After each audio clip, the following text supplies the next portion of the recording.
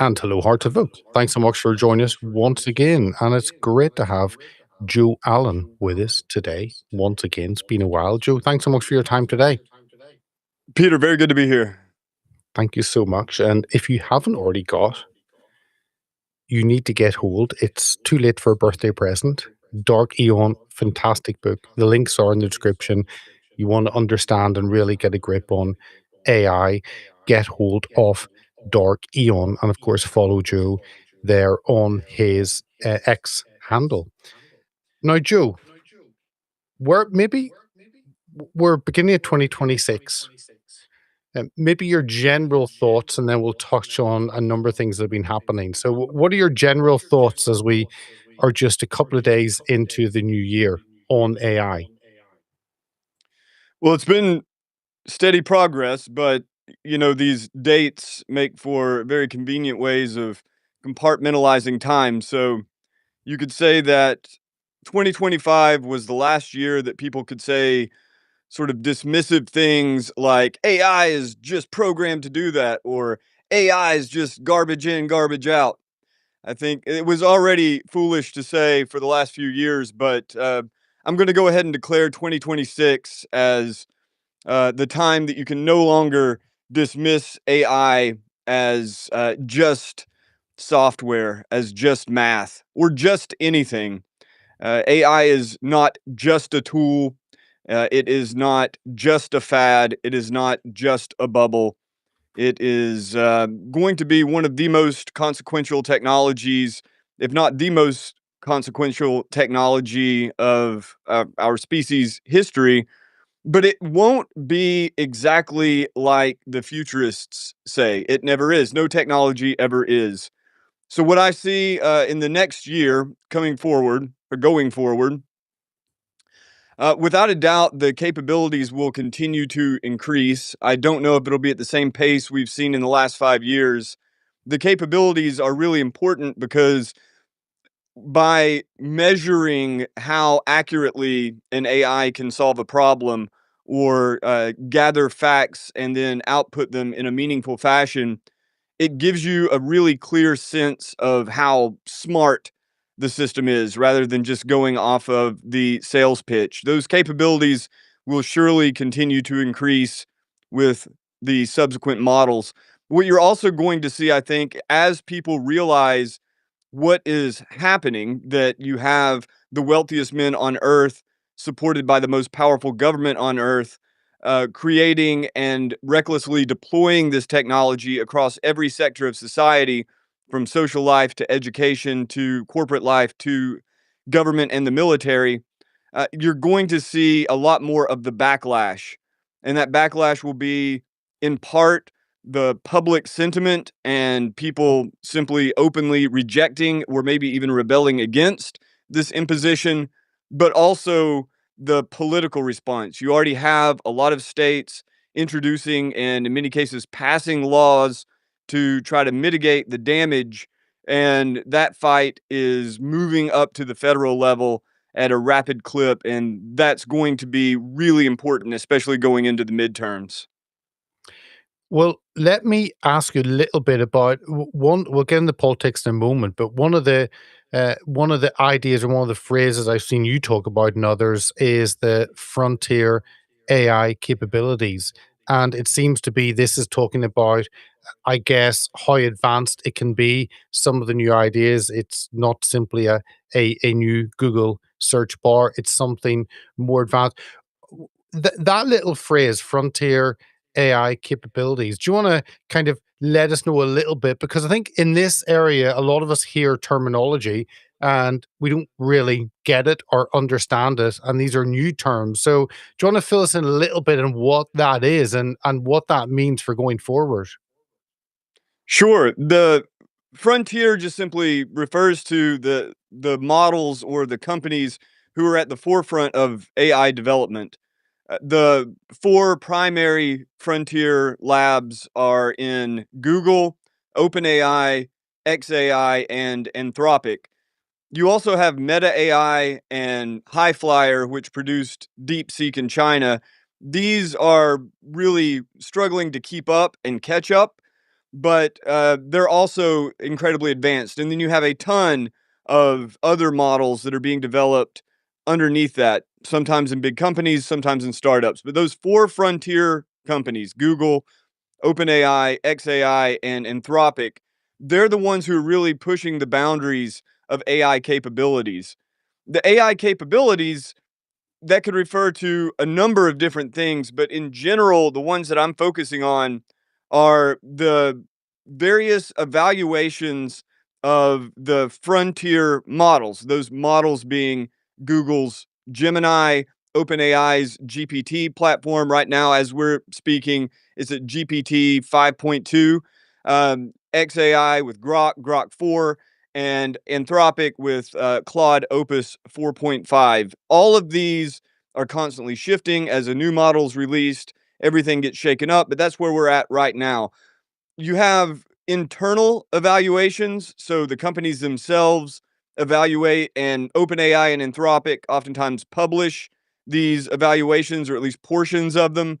So what that means is you take this AI and you grill it, give it examinations to see exactly how accurately it can answer, for instance, a question on a PhD level topic, let's say biochemistry. You have visual recognition systems. You're seeing how well it can identify objects in their relationship to surrounding objects or the background environment. All these sorts of things. That is what we're talking about with AI capabilities. So the original definition of AI, coined in 1956, was a machine that could think like a human. That doesn't exist really. You don't have any kind of AI that thinks, at least with the richness of the human mind. Human beings are embodied, human beings are ensouled, human beings have all of these different characteristics and complexities that the AI just represents a kind of sliver of that, right? Just a single cognitive module or a group of cognitive modules that don't live up to the original definition of AI, right? 70 years ago coined. But what within those ranges, be it you read this, tell me what it says, or solve this math problem, or help me implement a scientific experiment on this hypothesis, whatever it is, the AIs as we have them now do have the capability of executing those limited cognitive tasks. And the range of cognitive tasks is growing. So I'm sorry if that was too long winded, but that is what we're talking about with the frontier. And that's what we're talking about with the capabilities. How smart are these systems? And there are a lot of arguments as to what intelligence is. If you consider at least one portion of intelligence to be gathering facts, finding meaningful patterns, and then outputting some sort of description of those meaningful patterns, or some sort of answer basically to a question, well, then, yes, in fact, these systems are intelligence, and no, they are not just programmed to do what they do. I want to pick up on some of the people they're involved in this, but I saw, I think just earlier today, and we're recording this a few days before, but Elon Musk was in an interview and talking about artificial general intelligence (AGI), that he was expecting, I guess, Grok to get to that level, artificial general intelligence, and then the comment was made about having more intelligence than all the human race combined. And maybe artificial intelligence, I'll tell a little bit about that. But then this idea that this is a good thing is no one saying whether it's good or bad, that it seems to be convenience is driving it. And again, in that interview, he there was no pushback on, is this a good or bad thing? No, it's just fine that in 4 years technology overtakes humans, has all the intelligence, and then what happens after that? But yeah, it gives a little bit about AGI, but also this idea that that computers are going to have all the amount of human intelligence within just a couple of years. Yeah, the interview you're referring to, if I'm not mistaken, that's with Peter Diamandis, who is a true believer. If anything, he would only cheerlead such a thing. So, artificial general intelligence is really the realization of that original definition that I gave. It's very complicated because the term itself, artificial general intelligence or AGI, it goes back to a very obscure presentation in the late 1990s about military systems that would be able to outperform human beings and the warnings around that. It was revived in the early 2000s by Shane Legg of Google and really promoted and spread by Ben Goertzel, who founded OpenCog and SingularityNet. Since then, there has been a kind of feverish attempt to seize the term and clearly define what is AGI and then kind of trademark it. The most recent and most important attempt, I think, comes from the Center for AI Safety case. I recommend the audience just look up AI definition Center for AI Safety. You'll get a very good idea of that's one of the best attempts. But AGI, what is it? Basically, at this point, the definition as the Center for AI Safety and their co-authors have put it forward is any digital system that can perform any cognitive task of a reasonably educated adult human. So that would be you, maybe me if you give me a pass on a few things, and so it's really just returning to the original idea. Artificial narrow intelligence would be a system like AlphaGo, which can teach itself how to play the Chinese game Go and is superhuman. It is already superhuman AI. It's an undefeatable wall of moves. Many of those moves human beings have never thought of. Same thing for facial recognition. Same thing for the large language models. Same thing for the image generators. It's all narrow intelligence. General intelligence then is the whole suite of cognitive modules or cognitive task performance that the human mind is capable of. Now, it's really important to note, at least in my opinion, it's not going to be, let's say they achieve AGI, artificial general intelligence, a machine that can think at the level of a human in all these different domains. It's not going to be just like a human brain in a computer because the human brain has certain limitations and the computer itself has certain limitations. So it's going to be this deformed thing. It's going to be like a human mind, but it's going to have all these different capabilities and all these limitations the human mind doesn't have. But that's the general idea. And Elon Musk has become increasingly aggressive with his predictions. In the discussion with Peter Diamandis, he predicts that this year, 2026, somebody will reach AGI. I personally doubt that that will happen, but you will see these systems get closer and closer to it. This kind of going back to what I said earlier about it's never going to be exactly how the futurists say.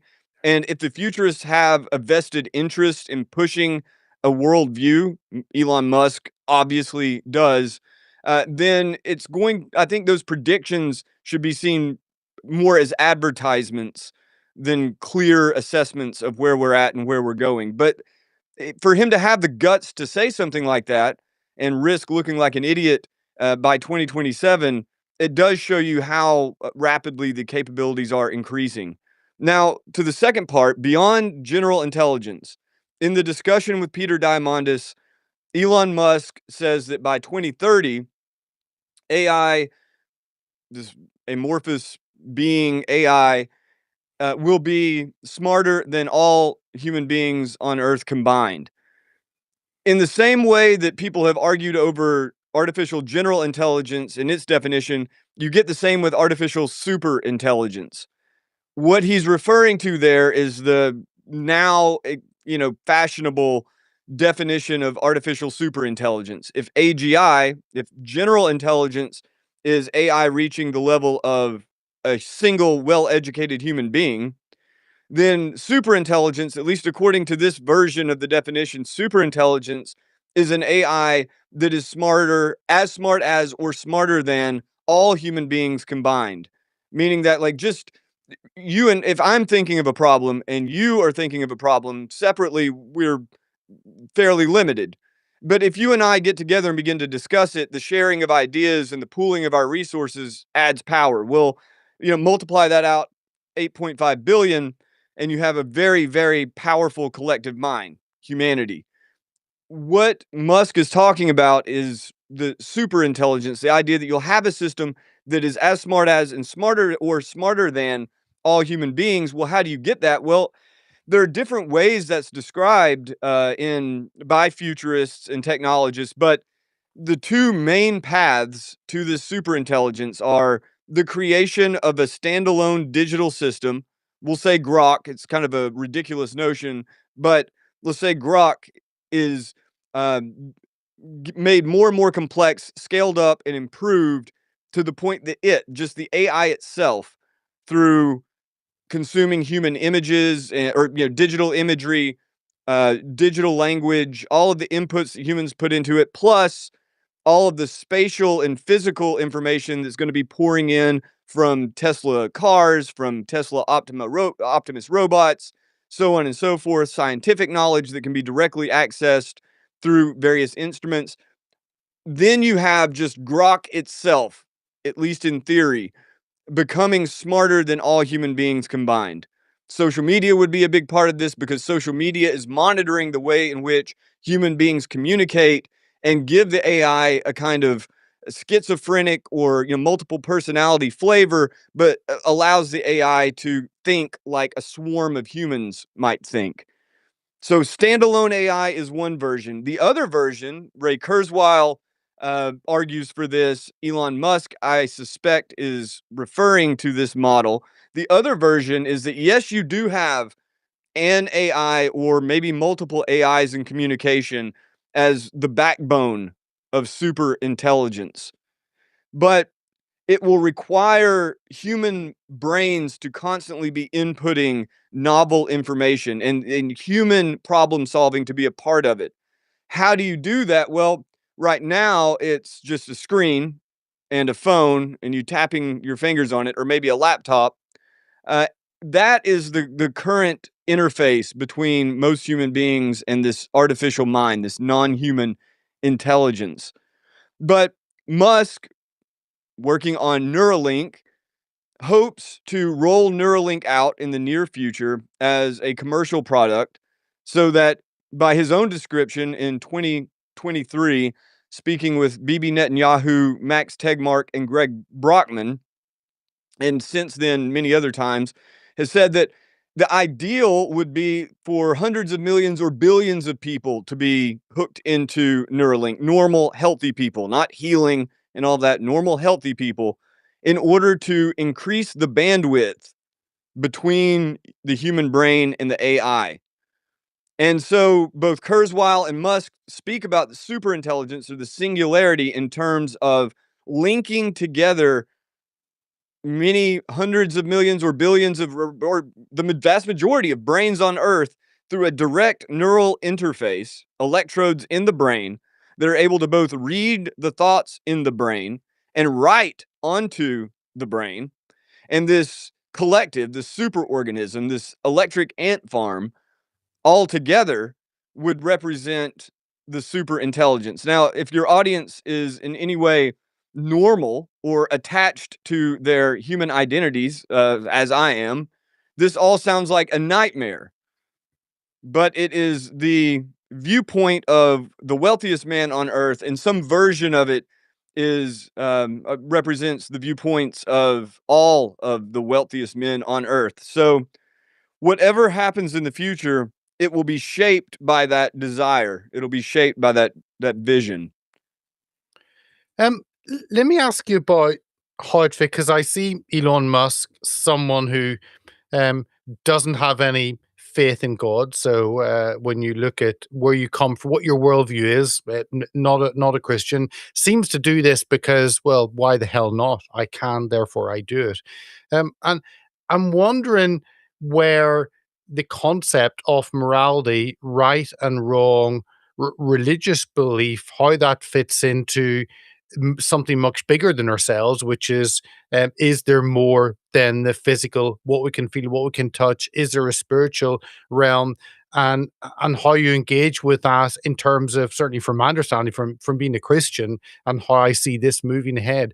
How how does that fit in? Because the issue of morality doesn't seem to come up, doesn't seem to come up in the conversation.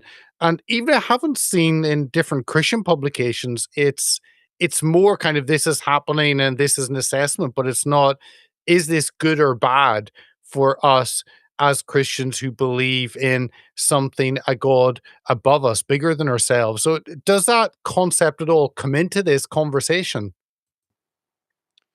Yes, absolutely, it does. It's not as prevalent as I would like, but just to give one example, Pope Leo is speaking out about the dangers of AI, speaking out in defense of human dignity, human safety. Now, whether there that gets very complicated very quickly, so I'll just leave it at that. That Pope Leo represents one of many voices who is speaking out about this and trying to shape the conversation. There are a lot of people at the Vatican doing this. Orthodox Christians, it's much more decentralized, but you have a lot of Orthodox Christians who are appalled by all of this. Jonathan Pageau would be a really great example, even if he wouldn't claim to be representative of the entire faith. And then in the Protestant sphere, it's all over the map. It's Protestantism, right? So it's very diverse. The response is very diverse. You also have a lot of people who either of their own accord, who are Christians, who are either of their own accord or they're maybe being paid by some Peter Thiel linked fund, something like that, who take a much more techno-optimist point of view. And they tend to dismiss or ignore these wild sort of visions like I just described with superintelligence, the singularity, brains hooked up to computers. They dismiss that or ignore it, uh, at the same time endorsing the people who put them forward, right? And they figure out a way to put a kind of Christian wrapper on the technological singularity. So, in short, the religious response is quite diverse. My book, um, the bulk of my writing and a lot of the commentary that I've given on this is geared towards understanding this from a religious perspective. I've done as best I can. I've done a lot in the last 8 months to try to really understand where these guys are coming from on their own terms. I've traveled for the last 8 months, speaking to a lot of transhumanists, a lot of developers at some of these big labs, OpenAI and Anthropic specifically, and also a couple from Google. I've done as much as I can to try to see the world through Elon Musk's eyes or Peter Thiel's eyes or Sam Altman's eyes. From a religious perspective, what we're talking about, as you say, these are basically atheists. They may have variations on atheism. Both Sam Altman and Elon Musk, to some extent, subscribe to the simulation hypothesis, the idea that all of this is a computer simulation. And so there is a creator behind it or creators, but they're just programmers, right? Maybe they're human, maybe there's something completely beyond anything humans could dream of. But that is in itself a religious idea. And then finding ourselves here in this material or digital world, whatever it is we're in, there is no benevolent, active God in that worldview, at least not that they describe. Nor is there a supernatural realm transcendent of everything we would consider to be shared material reality. And what I see, and this is described by many people, beginning with some of the earliest thinkers like J.D. Bernal in the early 20th century, and then people like Timothy Leary would be a great example, or David Noble. After what this is in many ways is atheists who don't believe in a transcendent supernatural God, who are riding the wave of cultural religiosity, right? So they acknowledge that Christianity has real cultural, social power and symbolic power, or Hinduism or Buddhism or any religious system, but they don't believe in the fact claims. And so they either see themselves or just behaving in a way in which what they're doing is bringing those religious systems into being through material means, through technology. So if you don't believe that a transcendent God exists, perhaps you could create him through computing.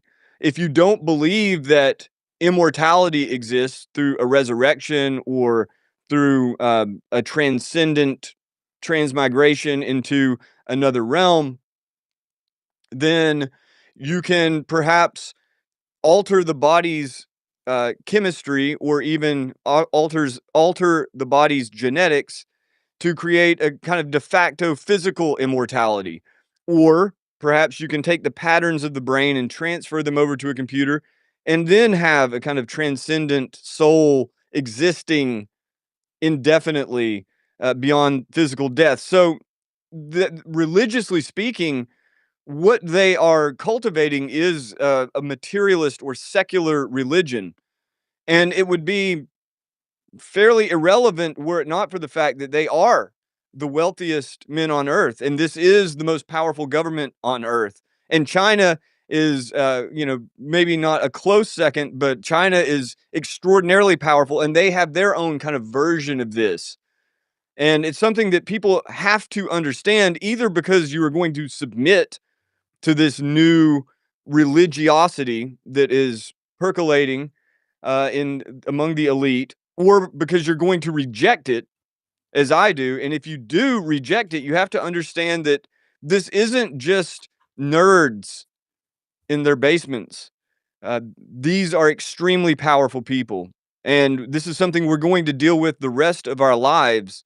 And so, finding ways to combat it, finding ways to create communities outside of it, that's going to be, in my opinion, the challenge, or one of the biggest challenges of our lifetimes and lifetimes beyond. Let me ask you about, and I would happily sit and talk to you about that whole area of belief and faith and how that comes in. But another issue is the response to this and how governments see it. And there doesn't seem to be any very few safety guidelines. It seems to be many companies, many governments are rushing to be part of this. They see this as the thing that they need to be part of, and therefore you remove any restrictions, any regulations, any safeguards to jump in to make sure that your country is the world leader in this. And I think at the end of last year there was an executive order ensuring a national policy framework for artificial intelligence. And obviously, the Trump administration is no different from me in the UK or any other country trying to race to be part of this. How does that fit in to this? The political response, I guess, to what is happening, and that confusion of what restrictions do you put in place and ask questions of this.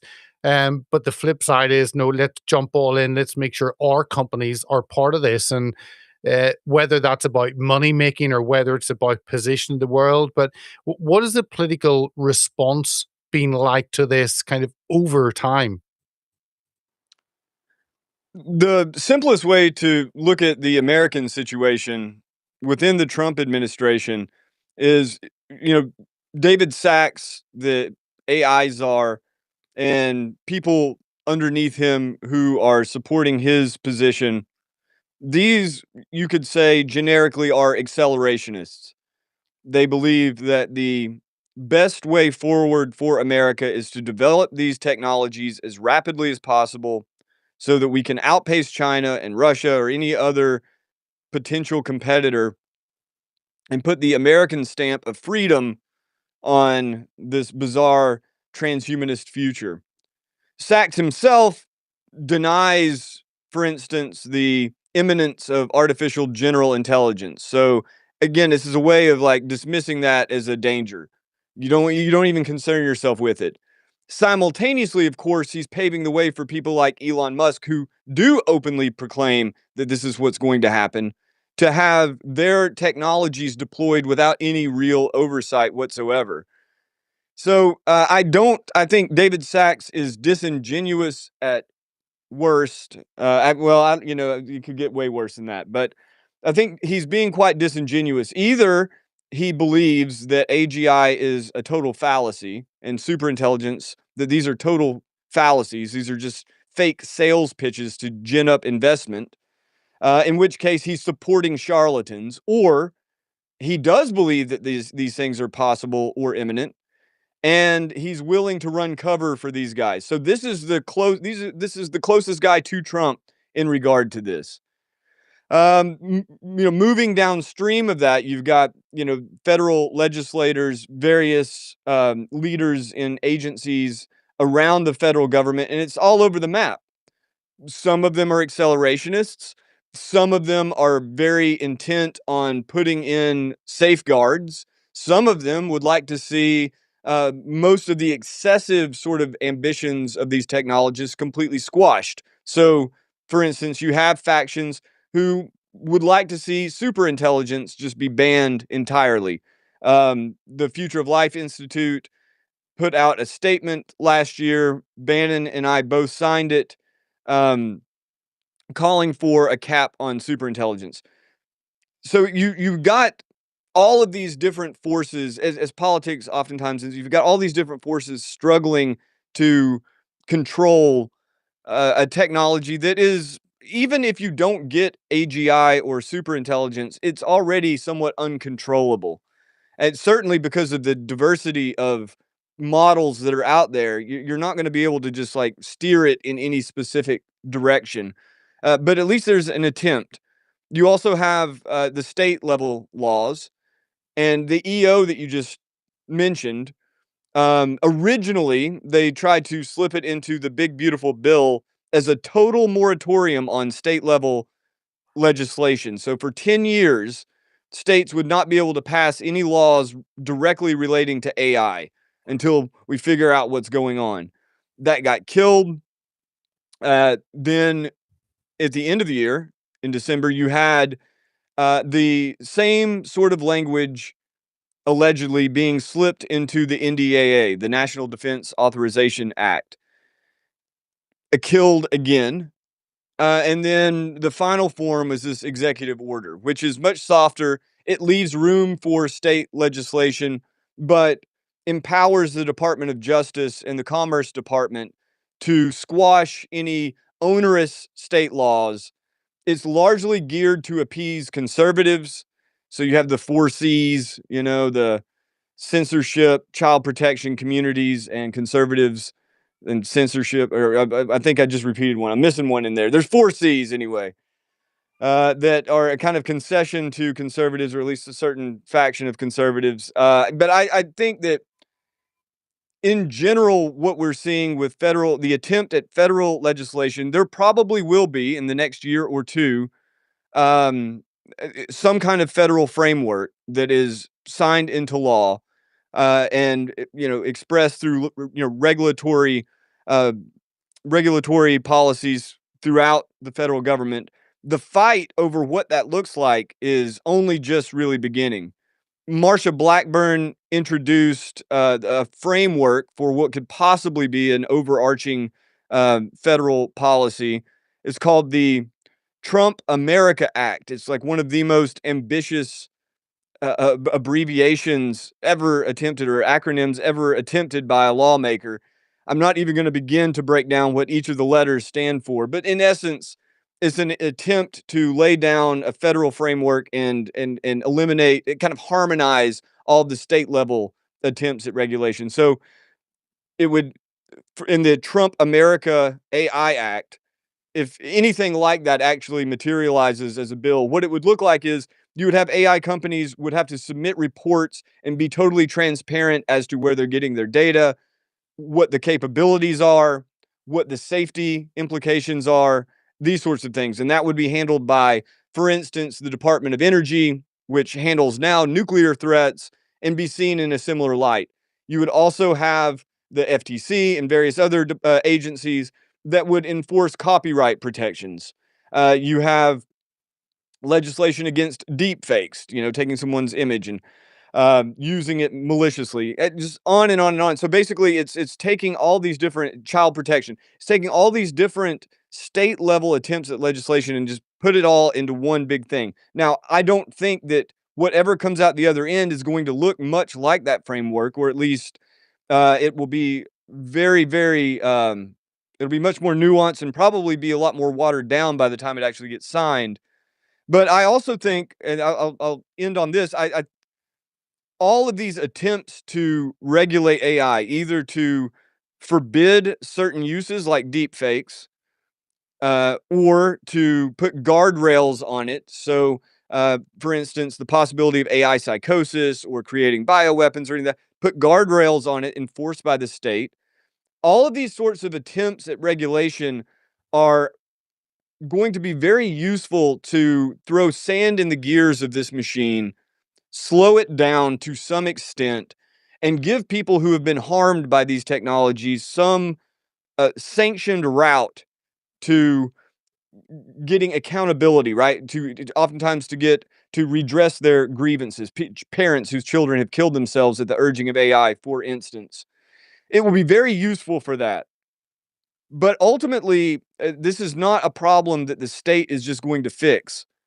And unless you have some kind of really harsh crackdown from leadership that at present does not exist within the upper echelons of American politics, then everything that Elon Musk is describing with the creation of artificial general intelligence and superintelligence, that vision will continue to move forward. The technology will continue to develop within the paths laid out by that vision. However far the technology gets, it's just something we're yet to see. But the ultimate effect, you don't need a technology much more powerful than we have right now. If you're an atheist, you don't believe that the cross has any power inherently. But you know that for over 1 billion people on the planet, it has tremendous power. The same thing with AI. But one of the big differences is, in general, unless you are a mystic or just simply blessed, if you speak to an icon of Jesus, it is something quite subtle that speaks back to you. It's directing you to something transcendent, and that communication is something that is very inward, very symbolic, very subtle.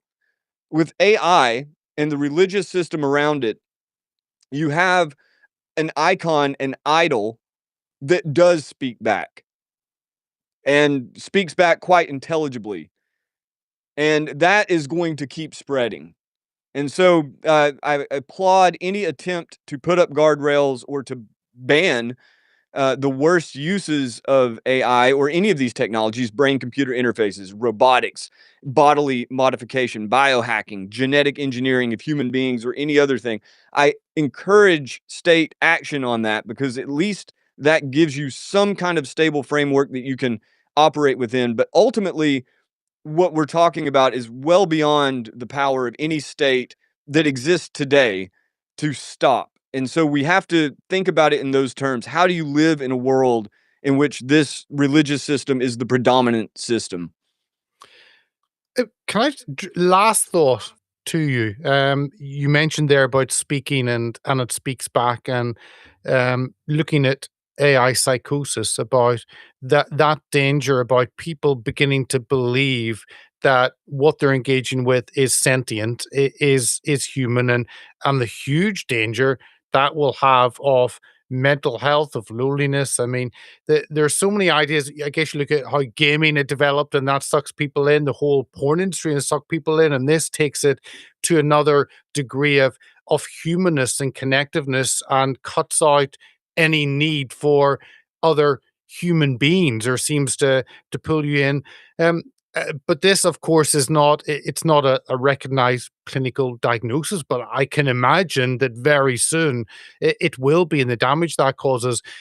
Maybe just to end on that, because that is certainly a danger. You watch kids engaging and talking to AI, you watch adults using it as their assistant, and it becomes a person, and they connect.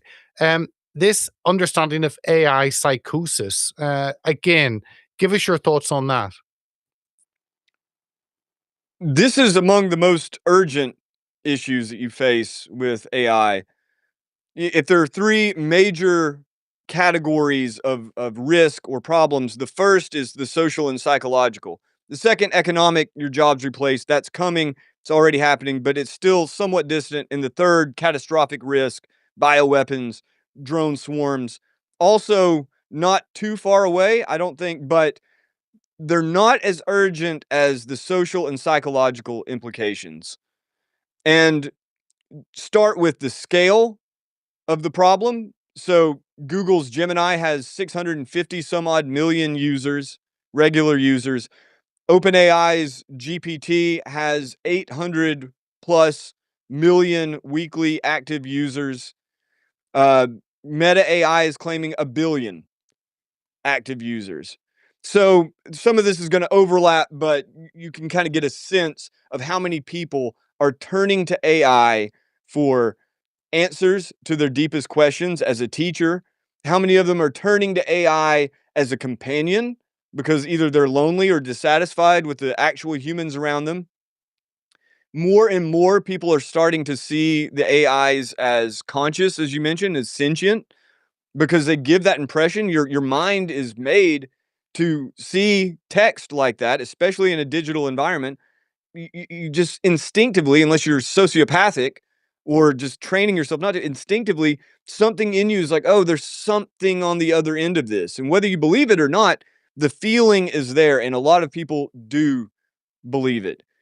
And at the extreme ends of this, people who believe that it is already a kind of God. So AI psychosis is the inability to really distinguish between the AI and another human being. You might be able to say rationally that you do, but you really don't. You're speaking to this thing and you are subtly or overtly convinced that it is a true conscious being. That I've actually spoken to someone in particular, but actually a couple of people who the effect is that their mind and the AI's mind, the distinction kind of blurs. It's as if what they're saying to the AI and the AI saying back is kind of part of the same mind. And you're just talking about people typing into a computer and reading outputs on a screen. That's enough. And we're not talking about dumb people. Certainly not the ones I've talked to. And at the real extreme ends of the behavior, you get the suicides, right? So Adam Rain speaking to Chat GPT, he's confiding into the system his suicidal ideation, and the system, which is geared towards sycophancy, is assisting him in how to conceal his urges, suicidal urges from his family, how to tie a noose, how to hang a noose properly so it doesn't collapse, which eventually he did and killed himself. And these cases are piling up, and I'm sure there are many more. OpenAI, for instance, internally report that uh, I forget the proportion now. My mass, but out of the 800 million users, some 250,000, at least in their own internal reports, 250,000 people are talking to their system about suicide. And then on top of that, 2.5 million people. Oh, no, I'm sorry. It's 500,000. 500,000 are talking to the Chat GPT about suicide. And then another 2.5 million are exhibiting some form of psychosis, not being able to distinguish between the bot or not, right? Tiny proportion, massive number of people. And in a recent case, the murder suicide occurred in August of last year, but now the case is moving forward in California. You had a gentleman named Eric Stein Solberg, who was one of the leading guys at Yahoo. He was 53 when all this went down, one of the leading guys at Yahoo. And he began to communicate with Chat GPT in these strange ways and developed this psychosis. And he went on to murder his mother, stab himself to death. And when the authorities went over the chat logs, they found that he had been discussing in detail his paranoid delusions. And the chatbot, in this case, ChatGPT, was encouraging those delusions, including encouraging the idea that his mother was part of the conspiracy to get him, which led to this murder suicide. So these are extreme examples. It just gives you these isolated incidents, give you an idea of how bad it could get at large. But even these isolated incidents alone, I think, are enough to justify suppressing on the state level, on the communal level, on the personal level, suppressing the influence of these systems and the people who have created them. Because in the same way that like mass immigration, the number of people who have been assaulted by immigrants is fairly small proportionally.